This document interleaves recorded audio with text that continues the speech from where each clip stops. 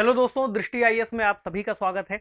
हम चर्चा कर रहे हैं न्यूज़ ऑन मैप प्रोग्राम के अंतर्गत, और जो भी पिछले समय के जरूरी सवाल थे उनको हम यहाँ पर रिवीजन के पॉइंट ऑफ व्यू से कवर कर रहे हैं, क्योंकि पेपर बहुत ज़्यादा नज़दीक आ चुका है 28 तारीख के लिए। उम्मीद है आप सभी की तैयारी बेहतर रूप से चल रही होगी। अब एक यहाँ पर सेशन हम और ले रहे हैं इससे जुड़ा हुआ, जिसमें विगत जो महीने रहे हैं उनसे जुड़े हुए जो करंट अफेयर्स हैं उन पर हम चर्चा करेंगे। तो UPSC PT 2023 map revision series, और यकीन मानिए ये रिवीजन सीरीज आप लोग के लिए बहुत इंपॉर्टेंट है, क्योंकि अगर मैप से जुड़ा हुआ कोई भी सवाल ना केवल यूपीएससी की परीक्षा में बल्कि पीसीएस की परीक्षा में भी पूछे जाते हैं। कई बार सवाल इतना ऊपरी लेवल पर पूछ दिया जाता है कि वह क्षेत्र कहाँ पर है। तो जो भी चर्चा में रहा है बीते एक साल में, उन क्षेत्रों को भी अगर हम मैप में एक बार देख करके जाते हैं तो कई बार हमें उस रीजन का आइडिया लग जाता है, और कई बार हम प्रश्न में जो विकल्प है उसको एलिमिनेट कर पाते हैं। तो एलिमिनेशन मेथड के लिए भी आपको ज्योग्राफी का जानना या उन लोकेशंस को जानना बहुत जरूरी है।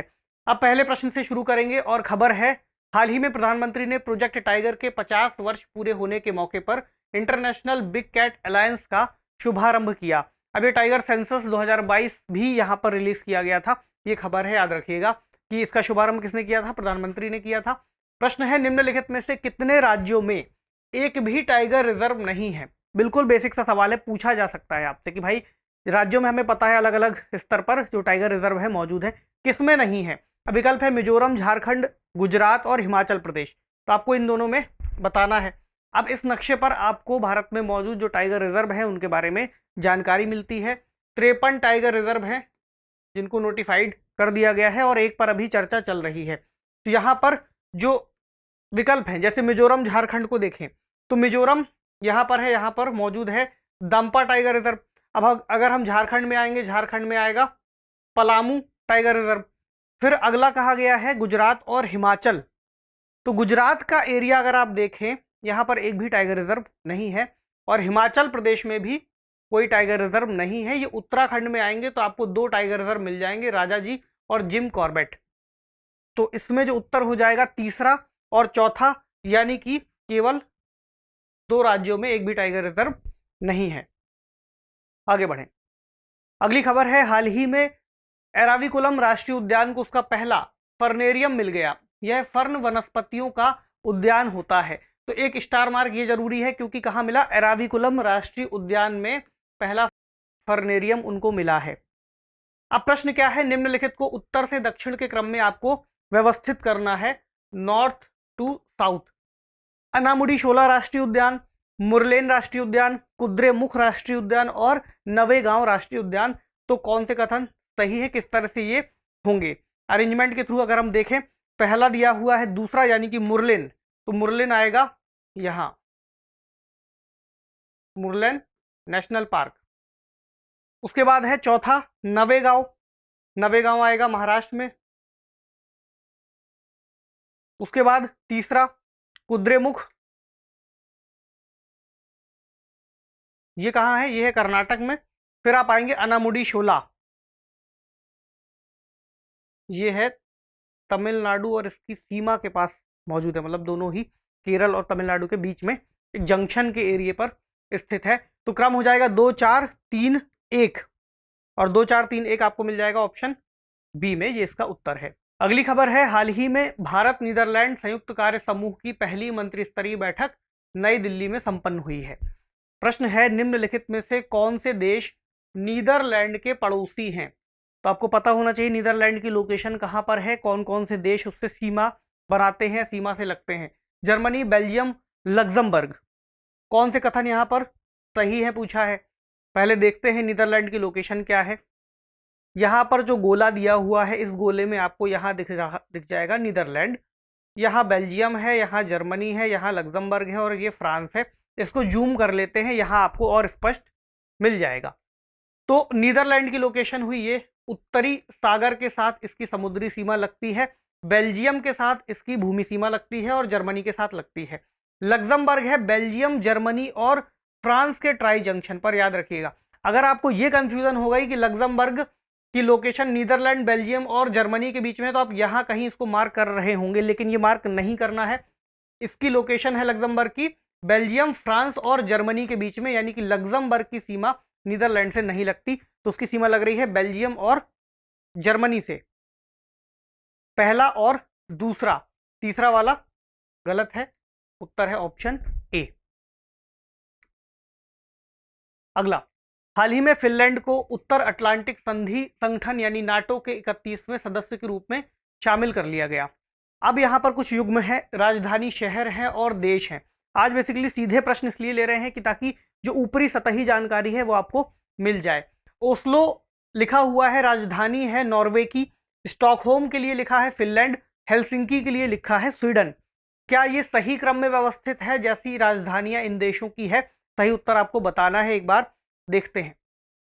नॉर्वे, नॉर्वे है यहां और नॉर्वे की राजधानी है ओस्लो, ये बात ठीक है। अगला है स्वीडन, स्वीडन की राजधानी है स्टॉकहोम। फिनलैंड, फिनलैंड की राजधानी है हेलसिंकी।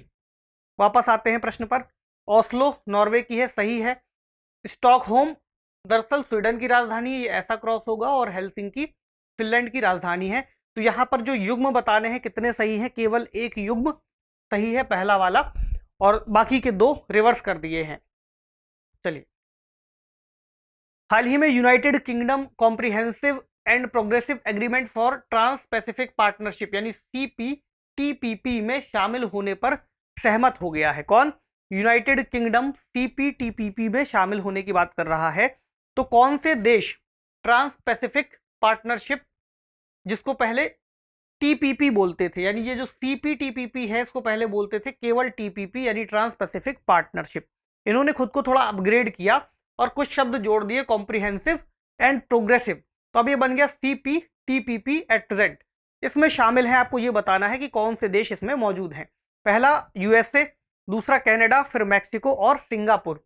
तो सही कूट का चुनाव करना है। इसमें देखते हैं, इसमें पहले ये समझ लीजिए कि पहले इसमें 11 + 1 देश शामिल थे, 11 देश और अमेरिका। अभी अमेरिका इससे बाहर हो गया है, यानी संयुक्त राज्य अमेरिका की बात करें। अब इसमें 11 देश शामिल हैं। कौन कौन से हैं? Chile, Peru, Mexico, Canada, Japan, Vietnam, Malaysia, Singapore, Brunei, Australia और न्यूजीलैंड। तो ये इसके मेंबर है। Pulled out of the TPP जो बाहर हो गया वो US है, और अदर APEC मेंबर्स भी येलो कलर में दिए हुए हैं, जो प्रश्न के हिसाब से है वो हमने देख लिए। तो उसमें पहला वाला अगर आप एलिमिनेट कर देंगे तो बाकी के तीनों शामिल हैं, 2, 3 और 4। ये किस में है? ऑप्शन डी में है, 2, 3 और 4 जो सही उत्तर है। हाल ही में गोवा के एक गांव से बचाए गए ब्लैक पैंथर को नेत्रावली वन्यजीव अभयारण्य में छोड़ दिया गया, अगली खबर बताती है। साथ ही नेत्रावली वन्यजीव अभयारण्य कई बार ब्लैक पैंथर देखे जाने के कारण सुर्खियों में बना रहता है। अभी नेत्रावली वन्यजीव अभयारण्य है, ये मतलब कि प्रसिद्ध हो गया है और इसके बारे में जानकारी आई है। कई बार जब आप देखेंगे कि किसी भी वन्यजीव अभयारण्य के बारे में कोई सवाल फ्रेम होता है तो हमें लग सकता है कि तो रैंडमली फ्रेम हो रहा है, लेकिन यकीन मानिए उसमें से अधिकतर वो होते हैं जो चर्चा में रहते हैं। तो इनके बारे में हमें देखना है, इसीलिए करंट अफेयर्स के रिवीजन के लिए ये सीरीज इंपॉर्टेंट है। प्रश्न है, निम्नलिखित कथनों पर विचार कीजिए। पहला, नेत्रावली वन्यजीव अभयारण्य गोवा के दक्षिण पूर्वी हिस्से में है। दूसरा, मांडवी नदी इसके निकट से गुजरती है, और सही कथन आपको बताने हैं। तो पहले देख ले कि क्या ये वाकई गोवा के दक्षिण पूर्वी हिस्से में है या फिर नहीं है। ये भारत का नक्शा है, भारत के नक्शे में यहाँ पर आपको गोवा दिख रहा है। गोवा को हम जूम करेंगे, यहाँ मिल जाएगा उत्तरी गोवा और दक्षिणी गोवा। तो नेत्रावली वन्यजीव अभयारण्य यहाँ है दक्षिण पूर्वी गोवा के हिस्से में, तो पहला स्टेटमेंट हो गया सही। दूसरा कहा गया है मांडोवी नदी इसके पास से गुजरती है, तो मांडोवी नदी की लोकेशन ये आपको यहाँ पर दिख जाएगी। तो ये इसके नजदीक नहीं है, इससे काफी दूर है। तो जो दूसरा वाला स्टेटमेंट है ये हो जाएगा गलत, ये सही है, केवल एक सही है। तो मैप में देखते रहना इस तरह से, क्योंकि खबरें निकल जाएंगी और हमें नहीं पता होगा कि मैप में उनकी प्रासंगिकता कहां पर आएगी और प्रश्न के रूप में फिर सामने आ जाएंगी, तो हम कंफ्यूज होंगे। अगला है, हाल ही में प्रोजेक्ट एलिफेंट की 30वीं वर्षगांठ के मौके पर राष्ट्रपति ने असम के काजीरंगा राष्ट्रीय उद्यान में गज उत्सव का उद्घाटन किया था। तो पूछ लिया जाए कि कहां पर राष्ट्रपति ने गज उत्सव का उद्घाटन किया था, कहां किया था? काजीरंगा नेशनल पार्क में। अब आते हैं प्रश्न पर। हाथियों के संरक्षण के लिए सरकार के विभिन्न प्रयासों में एक एलिफेंट कॉरिडोर का विकास भी है। इस संदर्भ में आपको कथनों पर विचार करना है। पहला कहता है कि 100 से ज्यादा एलिफेंट कॉरिडोर का विकास प्रस्तावित है। दूसरा, सबसे ज्यादा एलिफेंट कॉरिडोर पूर्वोत्तर भारत में है। तीसरा, हाथियों की सबसे बड़ी संख्या दक्षिणी क्षेत्र में है। अब देखते हैं कि करके कि कितने एलिफेंट कॉरिडोर प्रस्तावित है। तो यहाँ 101 दिया हुआ है। ये बात सही है कि 100 से अधिक एलिफेंट कॉरिडोर प्रस्तावित है, 101 की संख्या दी है, पहला सही है। अगला, सबसे ज्यादा एलिफेंट कॉरिडोर पूर्वोत्तर भारत में है। तो पहले ये देख ले है कहाँ कहाँ पर। तो यहाँ आपको दिख रहा है नॉर्थ वेस्ट इंडिया में, नॉर्थ वेस्टर्न इंडिया में कुछ है, यहाँ पर है 11। उसके बाद आएंगे नॉर्थ ईस्ट इंडिया में, यहाँ पर है 36। फिर अगर आप सेंट्रल इंडिया के पास आएंगे तो यहाँ है 26।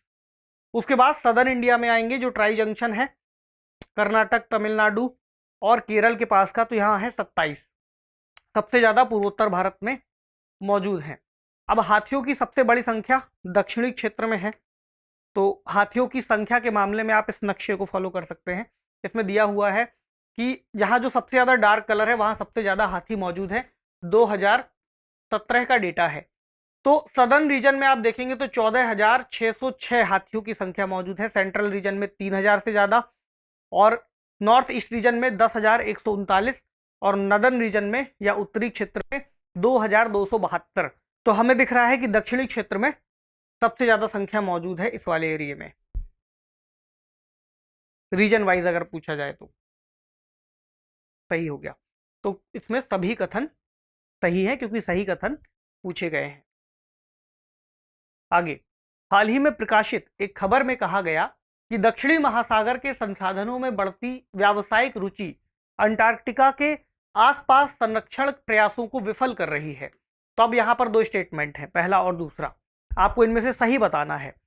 पहला स्टेटमेंट कहता है कि दक्षिणी महासागर अंटार्कटिका को चारों ओर से घेरता है। दूसरा, अंटार्कटिक प्रायद्वीप और न्यूजीलैंड का दक्षिणी द्वीप एक संकरी जल संधि के द्वारा अलग होते हैं। अब दक्षिणी ध्रुव पर अगर आप पृथ्वी के नक्शे को देखेंगे तो आपको इसके उत्तर मिलेंगे। कई बार एक थ्योरी ये चलती है कि महासागर कितने हैं, 4 हैं या 5 हैं। अगर 4 की थ्योरी मानेंगे तो Atlantic ocean, Pacific ocean, Indian ocean और आर्कटिक ओशन। लेकिन अब एक संकल्पना आई है सदर्न ओशन की, जो कि अंटार्कटिका के चारों ओर के क्षेत्र को जोड़ती है। अगर हम 4 देखेंगे तो इसको मान सकते हैं कि ये हिंद महासागर का विस्तार है, लेकिन चूंकि 5 महासागरों की बात अब की जाने लगी है तो ये सदर्न ओशन के रूप में अलग से आ गया है। अगर हम इसको सर्कल करें तो ये कुछ इस तरह से दिखाई देगा, जो अंटार्कटिका को चारों ओर से घेरता है। तो पहला सही है। दूसरा, अंटार्कटिक प्रायद्वीप और न्यूजीलैंड का दक्षिणी द्वीप एक संकरी जलसंधि से अलग होता है। तो अंटार्कटिक प्रायद्वीप को अगर आप देखेंगे तो ये आपको मिलेगा इस वाले हिस्से में जो इस तरह से निकला हुआ है, ठीक। लेकिन अगर आप न्यूजीलैंड की लोकेशन देखेंगे तो वो यहाँ के आसपास आएगी, ना कि वहां। तो काफी अलग है। अब ये जो एरिया है अंटार्कटिक पेनिनसुला या प्रायद्वीप वाला, ये अर्जेंटीना या हम कहें दक्षिणी अमेरिका के निकट वाला क्षेत्र है। तो दूसरा वाला गलत है। और यहां पर एक जलसंधि का अगर हम जिक्र करें तो ड्रेक पैसेज यहां पड़ता है, ड्रेक जलसंधि या ड्रेक पैसेज, जो कि दक्षिण अमेरिका में अर्जेंटीना और चिले वाले क्षेत्र और अंटार्कटिक पेनिनसुला के मध्य में मौजूद है। इसका सही उत्तर कौन सा हो गया? ऑप्शन ए में है। कौन सा कथन सही है? केवल पहला कथन ही सही है। आगे, हाल ही में प्रकाशित एक खबर के मुताबिक निसार यानी कि NASA ISRO synthetic aperture radar mission के उपग्रह हिमालय के भूकंपीय क्षेत्र का मानचित्रण करेंगे। अगर हम इसके साइंस टेक वाले पहलू पर जाते हैं तो निसार पर हमने ठीक ठाक चर्चा की थी साइंस दिस वीक प्रोग्राम के अंतर्गत। नहीं देखते हैं तो उसको भी आप फॉलो कर सकते हैं। अलग अलग सेगमेंट का जो करंट अफेयर्स है अलग अलग प्रोग्राम्स में चल रहा है। अगर आप मेंस ओरिएंटेड देखेंगे, जब प्रीलिम्स हो जाएगा तो फिर कई सीरीज ऐसी हैं जैसे इन न्यूज, इन फोकस, इन प्रोग्राम से सीधे प्रश्न पिछले वाले पेपर में फंसे हैं। अगर आप जाकर के पेपर 2 और पेपर 3 उठा करके देखते हैं, कई प्रश्न पेपर 1 में भी आए हैं, तो सीधे आपको उनका उत्तर लिखने के लिए एक फ्रेमिंग मिल जाती है। अब प्रश्न है यहाँ पर, भारत में भूकंपीय क्षेत्रों यानी सीस्मिक जोन के संदर्भ में कथनों पर विचार करना है। पहला है, मेघालय का पठार कश्मीर हिमालय से कम संवेदनशील है। दूसरा कहता है कि प्रायद्वीपीय भारत का अधिकांश क्षेत्र सीस्मिक जोन 4 के अंतर्गत आता है। सही कथन आपको बताने हैं। तो मेघालय का पठार क्या कश्मीर हिमालय से कम संवेदनशील है? अब देखते हैं इसको। तो कश्मीर हिमालय का जो क्षेत्र है उसे अगर आप देखें तो ये सीस्मिक जोन 4 और 5 के अंतर्गत आता है। जबकि अगर आप मेघालय के पठार पर आएंगे तो ये लगभग पूरी तरह से सिस्मिक जोन 5 में आता है। तो कह सकते हैं कि पहला वाला स्टेटमेंट गलत है। दूसरा, प्रायद्वीपीय भारत का अधिकांश क्षेत्र सिस्मिक जोन 4 के अंतर्गत आता है। तो प्रायद्वीपीय भारत में अगर आप आएंगे तो आपको दो रंग दिख रहे हैं, मतलब एक आध क्षेत्र को छोड़ दे महाराष्ट्र वाला एरिया जो कि जोन 4 है, तो उसके अलावा आपको जोन 2 और जोन 3 के जो क्षेत्र हैं वो ज्यादा दिखेंगे। तो हम कह सकते हैं कि जोन 4 में नहीं है अधिकांश क्षेत्र, जोन 2 और 3 के अंतर्गत आता है, दूसरा वाला कथन है। अच्छा, ये भी याद रखिएगा कि पहले जोन 1 होता था, लेकिन अब जोन 1 की संकल्पना को समाप्त कर दिया है और उसको जोन 2 में ही मर्ज कर दिया गया है। तो अब जोन 2 से शुरुआत होती है। जोन 2 है लीस्ट एक्टिव, जोन 3 पर आएंगे तो मॉडरेट रिस्क होगा, जोन 4 पर आएंगे तो हाई रिस्क होगा और जोन 5 पर आएंगे तो हाईएस्ट रिस्क होगा। तो जो भी यहाँ पर आपको सबसे ज्यादा डार्क रंग से दिख रहा है वो जोन 5 का एरिया है। आप चाहें तो इसका स्क्रीनशॉट भी ले सकते हैं। अब आते हैं इसके उत्तर पर। तो इसका उत्तर है, कौन से सही है? दोनों ही सही नहीं है। चलिए, हाल ही में सूडान की सेना और वहां के अर्धसैनिक बलों को आमने सामने आ जाने के बाद स्थिति बेहद तनावपूर्ण हो गई है। ये दोनों सामने सामने आए। अब प्रश्न क्या है? निम्नलिखित कथनों पर विचार कीजिए। पहला, नील नदी या व्हाइट नील का उद्गम दक्षिणी गोलार्ध में है। दूसरा, सूडान की राजधानी खार्तूम में व्हाइट नील और ब्लू नील का संगम होता है। तीसरा, अक्सर चर्चा में रहने वाले दारफुर और कोर्दोफन क्षेत्र सूडान से संबंधित है। देखिए, जो तीसरा वाला स्टेटमेंट है वो तो ऐसा है कि करंट अफेयर से संबंधित है, कभी पूछा जा सकता है कभी नहीं। लेकिन नील नदी और इसके आसपास का जो क्षेत्र है ये परीक्षाओं का पसंदीदा विषय है, इसके बारे में आपको पता होना ही चाहिए। सही कथन पूछा गया है। तो देखिए, नील नदी का उद्गम स्थल कहाँ है? क्या दक्षिणी गोलार्ध में है या फिर नहीं? यहां आपको दिखेगा ये एरिया, ये लाइन है इक्वेटर की, या हम कहें भूमध्य रेखा की। तो इक्वेटर के उत्तर में लेक विक्टोरिया के उत्तरी सिरे से नील नदी निकलती है। इस नक्शे में आपको और स्पष्ट दिखाई दे जाएगा। ये है 0 डिग्री यानी इक्वेटर, ये है विक्टोरिया झील और यहां से निकल रही है नील नदी। तो बेसिकली इसका जो उद्गम है भूमध्य रेखा के उत्तर से होता है, तो ये दक्षिणी गोलार्ध में मौजूद नहीं है। इसका उद्गम दक्षिणी गोलार्ध से नहीं है। दूसरा, सूडान की राजधानी खार्तूम में व्हाइट नील और ब्लू नील का संगम होता है। ये भी आपको यहां दिख जाएगा। यह है सूडान और इसकी राजधानी खार्तूम यहां पर है। तो व्हाइट नील इस तरह से आगे बढ़ रही है और ब्लू नील यहां से आगे बढ़ रही है, जो कि आगे चल करके नील नदी बनती है और फिर उत्तर की ओर प्रवाहित होते हुए भूमध्य सागर में गिर जाती है। यह है सही। तीसरा कहा है, चर्चा में रहने वाले दारफुर और कोर्दोफन क्षेत्र सूडान से संबंधित है। या आप यहां देख सकते हैं, यह है दारफुर रीजन कुछ इस तरह से, जिसमें उत्तरी दारफुर, पश्चिमी, दक्षिणी। ये है कोर्दोफान क्षेत्र। तो इस समय कोर्दोफान क्षेत्र चर्चा में है, पहले दारफुर क्षेत्र चर्चा में था। तो ये दोनों ही सूडान से संबंधित है। ये उत्तरी सूडान है और ये वाला हिस्सा बीच से जो लाइन आपको दिख रही है, इसको मिटा दें थोड़ा सा। तो ये जो लाइन आपको अब दिख रही है ये के दक्षिण में है दक्षिणी सूडान, ये सूडान सही है। दूसरा और तीसरा सही है, विकल्प सी, क्योंकि पहला वाला गलत हो गया। चलिए, अगली खबर है, हाल ही में भारत और मलेशिया व्यापारिक सौदों का डॉलर के साथ साथ रुपए में भी निपटान करने पर ये सहमत हुए हैं। यानी भारत और मलेशिया व्यापारिक सौदों को, निम्नलिखित में से कौन कौन से देश या कौन से देश मलेशिया के साथ स्थलीय सीमा साझा करते हैं?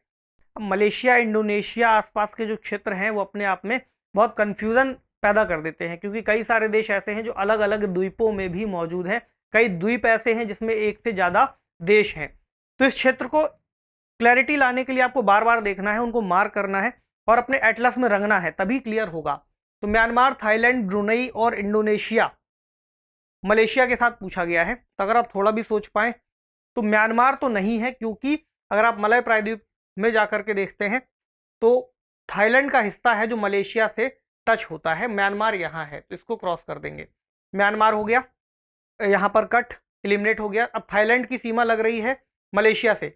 मलेशिया का एक हिस्सा इधर है, दूसरा हिस्सा है बोर्नियो प्रायद्वीप में। तो यहाँ पर मलेशिया है और बोर्नियो प्रायद्वीप में ही सिंगापुर भी मौजूद है। तो मलेशिया की सीमा लग गई थाईलैंड से और इंडोनेशिया से, और ब्रुनेई भी दिया है, तो ब्रुनेई यहाँ मौजूद है जिसकी सीमा मलेशिया से लगती है। इस बात को याद रखिएगा। तो म्यांमार हटा दीजिए, 1 2 3 ये तीनों सही है, यानी कि 2 3 और 4 में ये विकल्प मौजूद है, पहला गलत है। अगला है वर्ष 2030 तक उत्तरी सागर को यूरोप के सबसे बड़े ऊर्जा केंद्र के रूप में विकसित करने के लिए संकल्पित उत्तरी सागर शिखर सम्मेलन के दूसरे सत्र का आयोजन हाल ही में बेल्जियम के ओस्टेंड में संपन्न हुआ। अब प्रश्न क्या है कि निम्नलिखित कथनों पर विचार करना है। पहला कहता है डोगर बैंक, जो कि यूरोप का एक प्रमुख मत्स्य उत्पादक क्षेत्र है, उत्तरी सागर का भाग है। डोगर बैंक शब्द देकर के एक सवाल ऐसा भी बन सकता है या चर्चा में रहा लिख करके भी बन सकता है। अगला कहता है Norway, Denmark, Germany, England, Netherland और आयरलैंड उत्तरी सागर के तट पर हैं। तीसरा, उत्तरी सागर का उथला होना इसे अत्यधिक संभावनाओं वाला क्षेत्र बनाता है। तीनों पर ही देखते हैं। तो डोगर बैंक कहाँ है, उत्तरी सागर का भाग है या फिर नहीं है। इस प्रश्न में आते हैं, ये दिया हुआ है डोगर बैंक, ठीक, और ये उत्तरी सागर का भाग है, पहला वाला सही हो गया। अब देशों के नाम दिए थे, कौन कौन से, Norway, Denmark, Germany, England, Netherland और आयरलैंड। तो नॉर्वे इससे सीमा साझा करता है, डेनमार्क, जर्मनी, नीदरलैंड्स और ब्रिटेन ये सीमा इससे साझा कर रहे हैं। इसमें आयरलैंड भी दिया था। अगर आप आयरलैंड पर आएंगे तो आयरलैंड इस दूसरे नक्शे में आपको दिखाई देगा। उत्तरी सागर वाला हिस्सा ये है और आयरलैंड इससे दूर है, क्योंकि बीच में मुख्य भूमि यूनाइटेड किंगडम या फिर ब्रिटेन की आ जाती है, तो ये इससे नहीं जुड़ता, ये यहाँ पर एलिमिनेट आपको करना पड़ेगा। तो ये वाला गलत हो जाएगा इसकी वजह से, ये सही है। तीसरा, उत्तरी सागर का उथला होना इसे अधिक संभावनाओं वाला क्षेत्र बनाता है, ये बात सही है। यहाँ पर चूंकि उथला क्षेत्र है इसलिए मत्स्यन के लिए यानी मछलियां उथले क्षेत्र में मौजूद होंगी, आप आसानी से पकड़ सकते हैं। दूसरा, अगर आप इसकी गहराई देखें तो इसकी एवरेज गहराई 90 मीटर से लगा करके है, और अगर आप इसकी अधिकतम गहराई पर जाएंगे तो 700 मीटर के आसपास का क्षेत्र है, जो कुछ गहरे गर्त मौजूद हैं। इसके अलावा चूंकि ये उथला क्षेत्र है इसलिए यहाँ पर माइनिंग की सुविधाएं आसानी से मिल सकती हैं, आसानी से माइनिंग की जा सकती है, इसलिए यहाँ पर संभावनाएं बहुत ज्यादा हो जाती हैं। तो इसका सही उत्तर क्या है, पहला और तीसरा, जो कि सही कथन है इसके हिसाब से ये इसका सही उत्तर है। अगला सवाल, हाल ही में सांची यानी मध्य प्रदेश देश का पहला सोलर सिटी बना है, यह भी इंपॉर्टेंट है। हाल ही में सांची देश का पहला सोलर सिटी बना है। कोष्टक में लिखे स्थलों को ध्यान में रखते हुए निम्न कथनों पर विचार करना है। बोधगया, सांची, सारनाथ, वैशाली और रामपुरवा। पहला स्टेटमेंट है, इनमें से सांची कर्क रेखा के सर्वाधिक निकट है। दूसरा, इनमें से सारनाथ 82.5 डिग्री ईस्ट देशांतर के सर्वाधिक निकट है। कौन सा या कौन से कथन सही है, एक एक करके देखें। क्या सांची कर्क रेखा के अधिक निकट है? अब इस नक्शे में आपको सभी की लोकेशन मार्क करके दे दी गई है। देशांतर रेखा खींची है और अक्षांश के लिए यहाँ कर्क रेखा दी हुई है। तो सांची कर्क रेखा के सबसे ज्यादा निकट है बाकियों की तुलना में भी, अगर आप देखते हैं, और ये कहाँ है, मध्य प्रदेश में है, पहला सही है। अब इनमें से सारनाथ 82.5 डिग्री ईस्ट देशांतर के सर्वाधिक निकट है, ये रेखा आपके सामने खींची हुई है 82.5 डिग्री ईस्ट, ये तो सारनाथ यहाँ पर सबसे ज्यादा के निकट है, ये भी स्टेटमेंट सही है।